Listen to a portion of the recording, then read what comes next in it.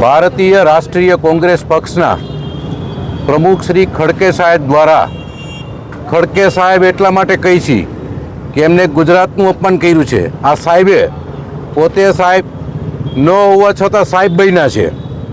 જ્યારે આ મહાત્મા ગાંધીની ભૂમિ હોય, આ સરદાર વલ્લભભાઈ પટેલની ભૂમિ હોય, આ ગુજરાતીઓ હોય અને ગુજરાતીઓને અભણ શબ્દ વાપરી અને સમગ્ર ગુજરાતની જનતાને, કરોડો લોકોને જ્યારે અપમાનિત કરવાનું કામ આ કોંગ્રેસના નેતાએ કર્યું હોય, ત્યારે અમે આ ગોંડલ શહેર ભાજપ તરફથી અને ગોંડલની જનતા તરફથી આ વાતને વખોડી કાઢીએ છીએ।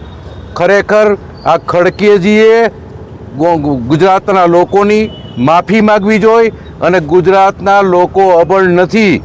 ગુજરાતના લોકોએ સમગ્ર ભારતની અંદર નહીં, સમગ્ર વિશ્વમાં ક્યાંક શ્રેષ્ઠ કરવાનું કાર્ય કર્યું છે। અમારા જે આપણા યશસ્વી વડાપ્રધાન નરેન્દ્રભાઈ મોદી પણ ગુજરાતના છે, મહાત્મા ગાંધી પણ ગુજરાતના હતા, સરદાર વલ્લભભાઈ પણ ગુજરાતના હતા અને ગુજરાતના આગેવાનોએ, ગુજરાતના લોકોએ હંમેશા ભારતનો વિકાસ કર્યો છે।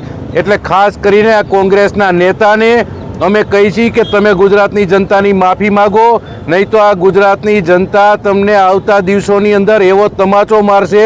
જોકે તમાચો માર્યો છે પણ વિશેષ તમાચો મારશે।